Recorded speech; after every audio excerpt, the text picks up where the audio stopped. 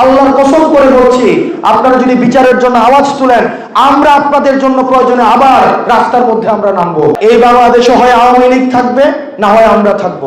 এই বাংলাদেশে যদি আওয়ামী লীগকে পুনর্বাসন করাইতে হয়, সেটা হচ্ছে আমাদের রক্তের উপর দিয়ে সেই পুনর্বাসন করাইতে হবে। এইসব রাজনৈতিক দল রয়েছে, আপনাদের অবদানকে আমরা স্বীকার করি। দীর্ঘ 16 বছর আপনারা নিজেরাও নির্যাতন নিপীড়নের মধ্য দিয়ে গিয়েছেন।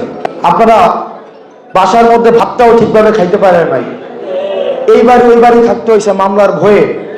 ভালো একটা পোশাক পরতে পারেন নাই। 27-5 দিনই হচ্ছে আপনাদের হাজিরা দিতে হয়েছে।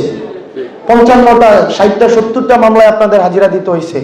কিন্তু আমরা অত্যন্ত দুঃখজনক, এই আওয়ামী লীগের এই অত্যাচার আপনারা কিভাবে এত সহজে ভুলে গেলেন?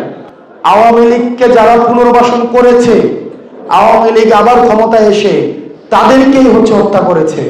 সুতরাং আপনারা যারা মনে করছেন আওয়ামী লীগকে পুনর্বাসন করবেন এবং পুনর্বাসিত আওয়ামী লীগ আপনাদের সাথে বন্ধুত্বপূর্ণ সম্পর্ক রাখবে, আপনারা সেটা ভুল ভাবছেন। মনে রাখবেন, গর্দান এবং তলোয়ার দুইটা কখনোই একসাথে থাকতে পারে না, আর এক খাপে কখনো দুই তলোয়ার থাকতে পারে না। এই বাংলাদেশে হয় ফেসিবাদ থাকবে, না হয় আমরা থাকবো। যারা ভোটের জন্য, ভোটের রাজনীতির জন্য, যে আওয়ামী লীগ আসলে আমার সাথে ভোটগুলা চলে আসবে, যারা ভোটের জন্য, আওয়ামী লীগ পুনর্বাসনের জন্য যারা এখন তৎপরতা দেখাচ্ছেন, এটা জাতীয় স্বার্থের জন্য। আপনারা জাতীয় স্বার্থের সাথে আপনারা বেইমানি করছেন।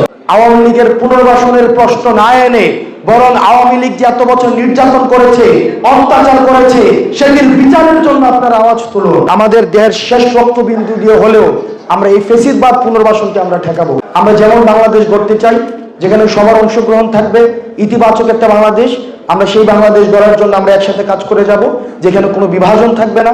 আমরা ঐক্যবদ্ধভাবে কাজ করে যাব এবং আমরা যেই আসুক না কেন, যেই কাজ করুক না কেন, আমাদের দেবিদ্বারে ইতিবাচক কাজের প্রতিযোগিতা হোক।